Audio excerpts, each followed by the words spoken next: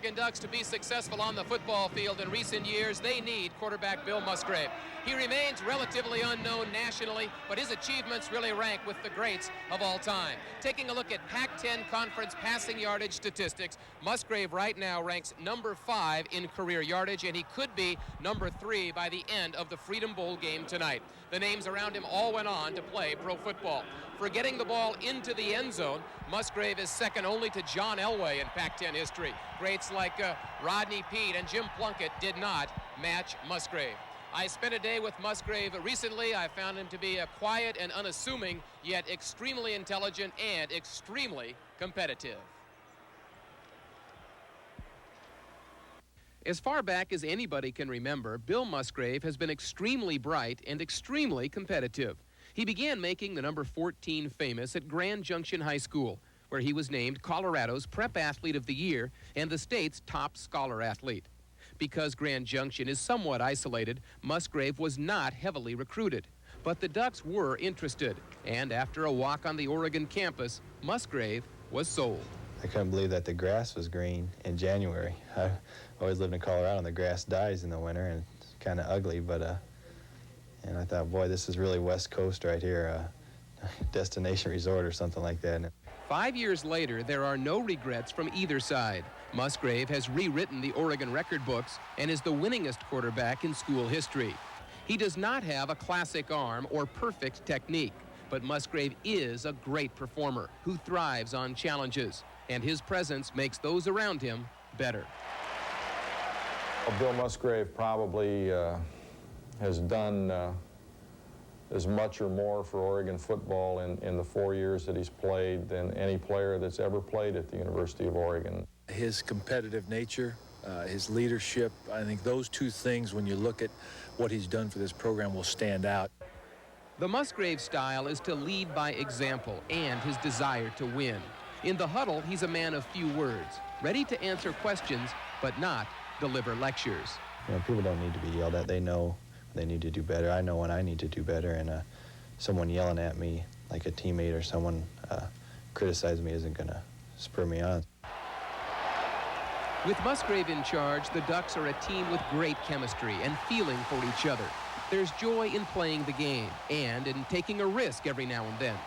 Musgrave and his receivers often play a game within the game, when on a broken play, he'll just throw the ball up for grabs. It may not be really smart passes, but if I just put it up there, Tony Hargane, Joe Reitzig, Jeff Thomason, they're going to go up and they're going to have a good shot at getting it. That's, you know, they want me to throw it up like that too. They'd rather have me throw, you know, crazy passes like that than just hold on to it. Whatever the method, Musgrave makes it work better than it's ever worked in Eugene.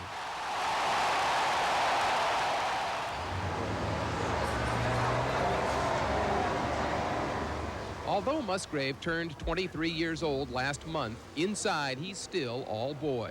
He has the same passion for video games now that he had in his junior high school days in Colorado, when his mom would take him and some buddies to the local arcade every Friday and Saturday night.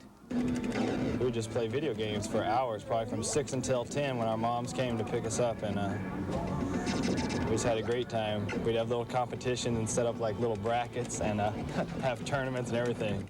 Since winning at Video Joust is just as important to Musgrave as beating UCLA, the Ducks' most valuable player is believed to have suffered college football's first injury from video games. It's funny because this is one of the games that I kind of messed up my finger on because I was trying to flap so hard. And you have to flap hard and land right on their head, just see if you can just nail them, and then you try to catch their egg. Well, then I got a big blister underneath this callus because I was trying to flap so fast to try to, you know, get these guys. And I was playing with my roommate, and we were trying to get the high score. Kind of got infected the next week, and I think I missed one day, like a Monday before Arizona game, just to finally let it kind of calm down a little bit. But it's pretty embarrassing. Got my share of flack from teammates and everybody. Because they knew that I liked video games, but they didn't know that you could really get your hand hurt playing them so intensely. Is that why Rich Brooks wasn't smiling there for a couple weeks? I don't know, I think he was kind of upset. He thought that was a pretty stupid injury to have. He's probably right. Musgrave has recovered from his bout with video finger and is back at the controls every chance he gets. He says the games help his peripheral vision and his hand-eye coordination, but the truth is, Musgrave is addicted. There for a while it got kind of bad, like winter term when I don't have a lot to do, I always come here like between class. And kind of when maybe I should be studying or doing something, but or taking a nap, but I get in here and I like it.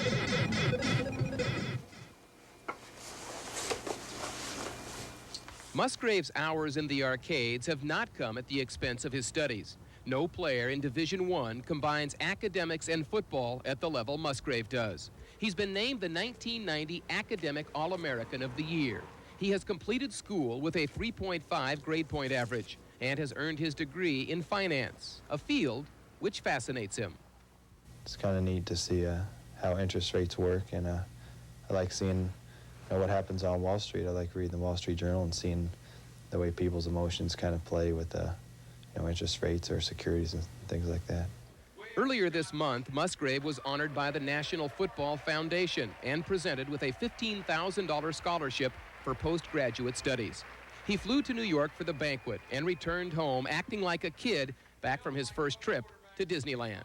Yeah, it was just incredible to see all those famous players. Doak Walker, Kyle Rote was there, and I sat by Jim Plunkett at the head table, and all the people that I met, and I had my camera with me, so I took pictures with everyone I saw. And Musgrave is considering using the scholarship money for law school, but his first goal is to play pro football. Talk of the NFL immediately brings up talk of Musgrave's arm strength and technique, which are not in the NFL mold. The insinuation that his arm may not be good enough irritates those around him, but does not seem to bother Musgrave. Not really. I think it's probably true, but I think I throw a lot better than I used to. So I think I've got a lot of gains to be made too. So maybe if a team will give me a shot, I can keep improving for them. All I can say is look at the records. He's done it in the toughest conference in the country.